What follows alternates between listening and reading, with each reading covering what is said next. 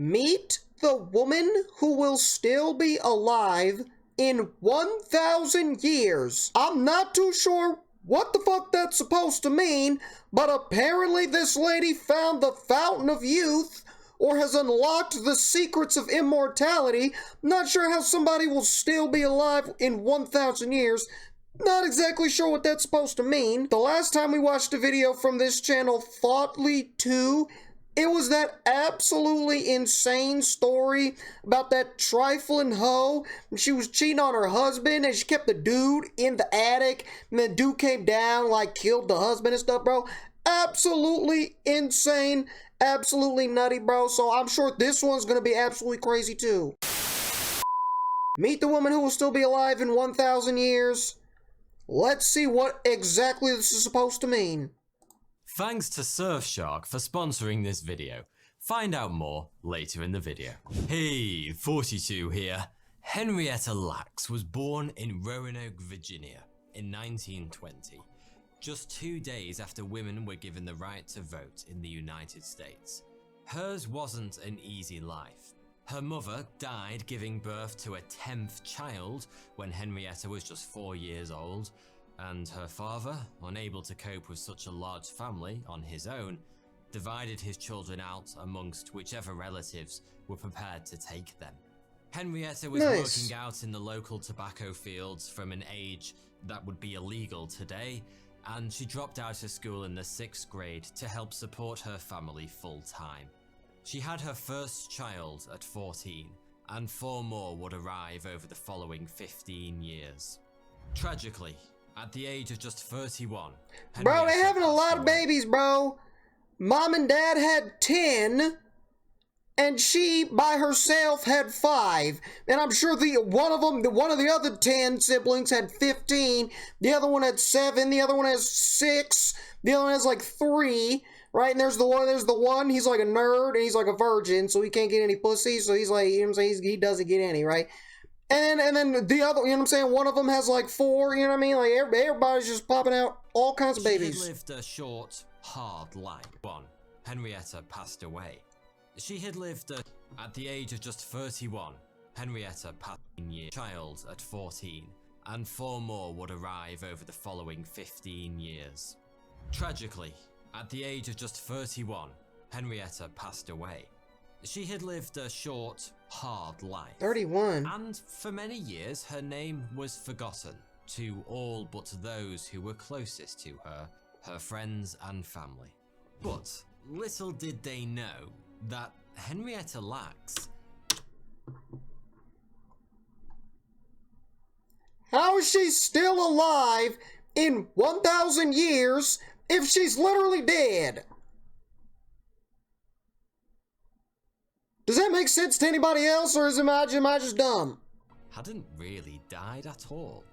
She ugly as fuck. Oh God, what you talking about? You telling me she ain't fine? You telling me you not going, you know? Listen, bro, if I was drunk enough... To all but those who were closest to her, her friends and family. But little did they know that Henrietta Lacks hadn't really died at all. At least, not exactly.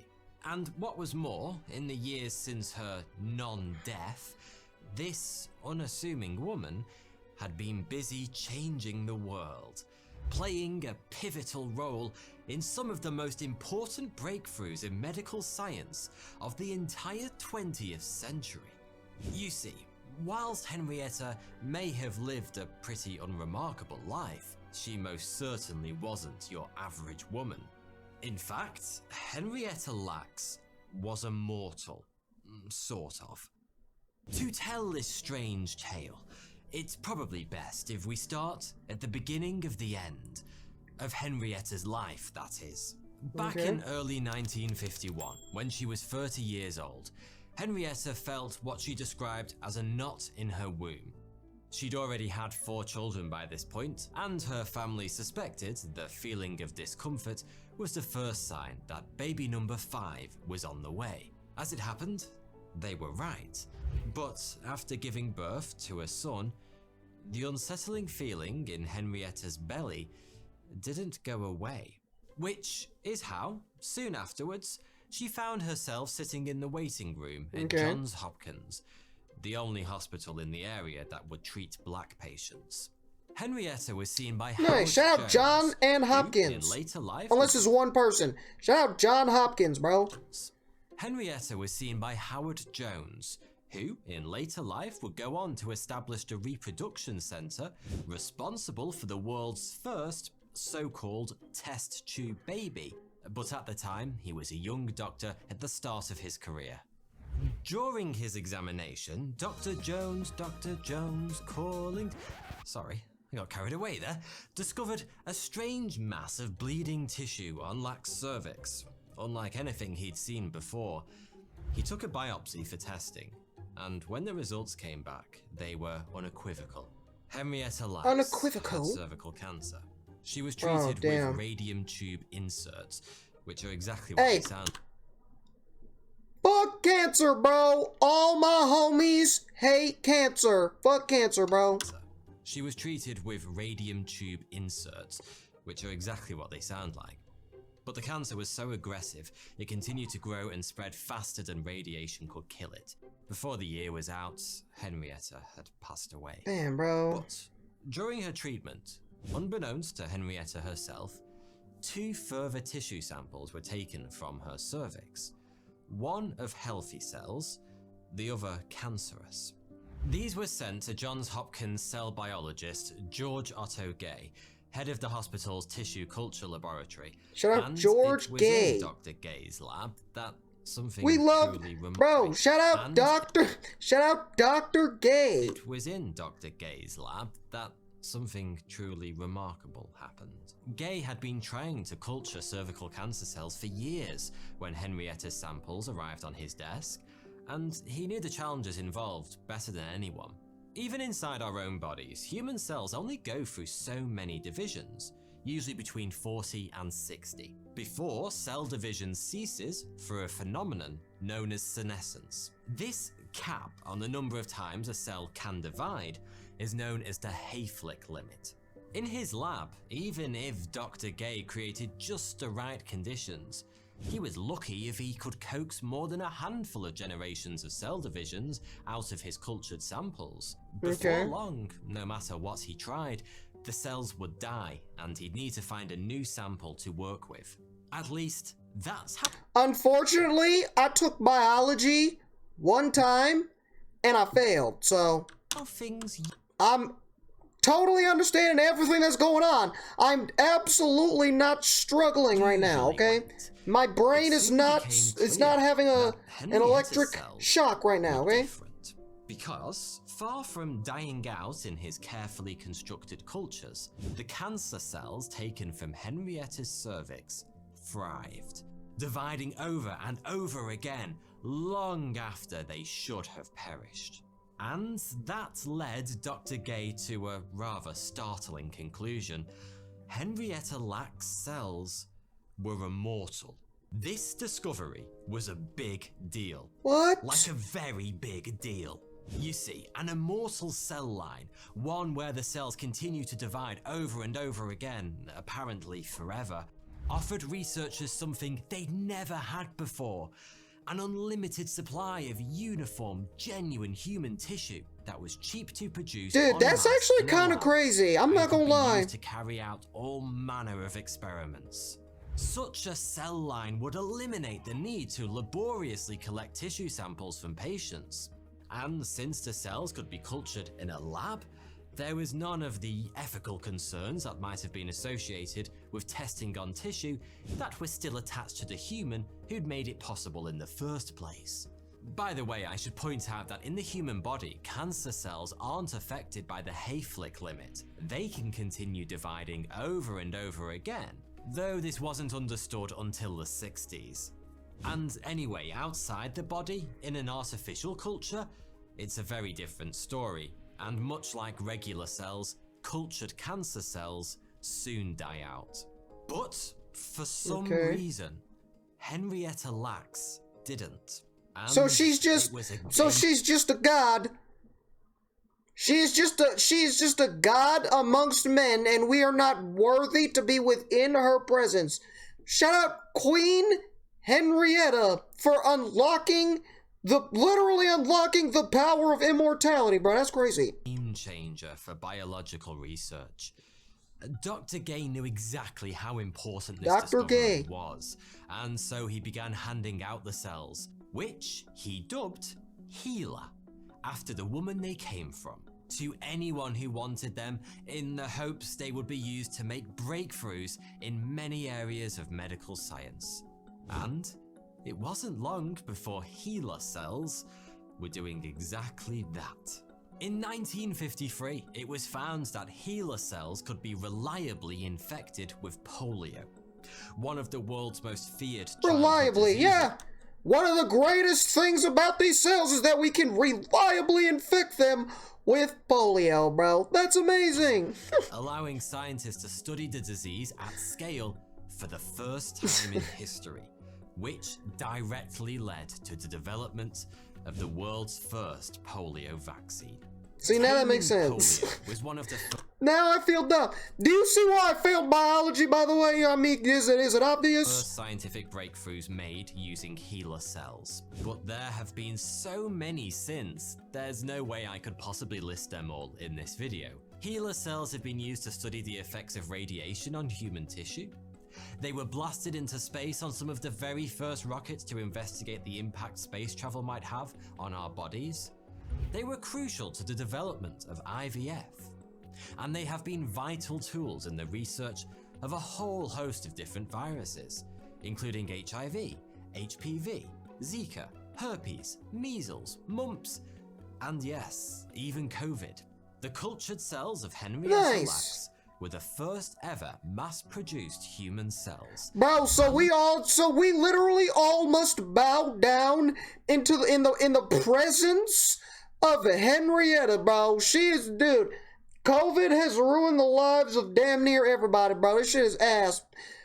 And Henrietta is coming through, saving the damn day, bro. We are not worthy. We are not worthy. Henrietta Lacks were the first ever mass-produced human cells, and the first to be cloned. They have been central to the establishment of more than 11,000 patents, the writing of more than 100,000 scientific papers, and the winning of at least 5 Nobel Prizes. By some estimations, over 20 tons of HeLa cells have been created over the years. That's and crazy. They're still going strong to this day, 70 years after Henrietta died. It's no exaggeration to say that HeLa cells... Bro, Henrietta is an absolute legend, and all she did was just be born.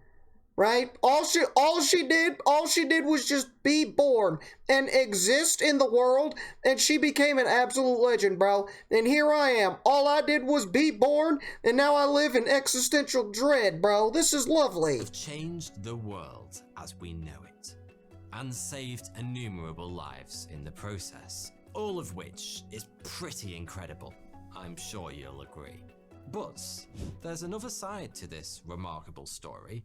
One that's rather less rosy, and a whole lot more complicated. There's more. You may remember I mentioned earlier in the video that tissue from Henrietta's cervix was taken without her knowledge or consent before being sent to George Otto Gay's Human Tissue Culture Lab at Johns Hopkins Hospital. Which, when you think about it, is a little concerning. I mean, HeLa cells were bro, he about to ruin it. He about to ruin it for everybody, dude. Research all over the world, and yet Henrietta's relatives had absolutely no idea that the living tissue of their nearest and dearest was being used and, you could say, abused in this way. It would be some 25 years before they found out. In the meantime... Bro, did they get paid? Did they catch a check? Because I'm pretty sure, right, if somebody deserved that check, they dead, they get, you know what I'm saying, the family gets it or whatever, you know what I'm saying? Did they get the check? Did they get the stacks? Did they get the bands, bro? This is literally their ancestor's body. literally curing death in many humans, bro. But oh my gosh. Their lives have been going on pretty much as they always had been. And throwing a bungalow on the beach. Here is that whilst Henrietta Lacks' cells were enabling medical research that would go on to make pharma corporations millions, perhaps billions of dollars, members of her own family didn't even have enough money to pay for basic medical care. I should point out that no crime was committed here, or at least nothing more than a moral crime. The doctors of Johns Hopkins Hospital were under no legal obligation to ask for permission to take Henrietta's cells, and no companies or individuals who made money from their work with HeLa cells owed the family a penny by the letter of the law. Well, now we gotta form an angry mob and burn down the establishment. That's the only way. Anarchy and violence is the answer. Human tissue samples without consent was completely standard procedure at the time, and even today, material obtained from a patient during surgery, blood and tissue samples, say, can be used for research in much the same way Henrietta's was. I'm sorry to tell you that in the relatively unlikely event money is made using your bits and pieces after surgery. Oh, but I'm not allowed to sell somebody's liver on the black market, right? That's a crime if I do it, right? You aren't entitled to any of it. This was actually tested in the California Supreme Court back in 1990, when a man named John Moore, who suffered from leukemia, discovered his cells had been turned into an immortal cell line, much like HeLa, and later commercialized by his physician. Unsurprisingly, Moore wanted a slice of the very big pie, but the court ruled on the side of the physician, making it clear that an individual has no right to his own discarded cells, and no right to any profits that may later be gained from them. Intuitively, it feels wrong that our own cells could be used in this way without our permission for the profit of others. But is it just as easy as saying we should have to give express permission in order for someone to use our body parts for research? Listen, bro, I don't think you gotta just be like, hey, man, yeah, I give you full permission to take my body and use it for science, dude. Yeah, okay.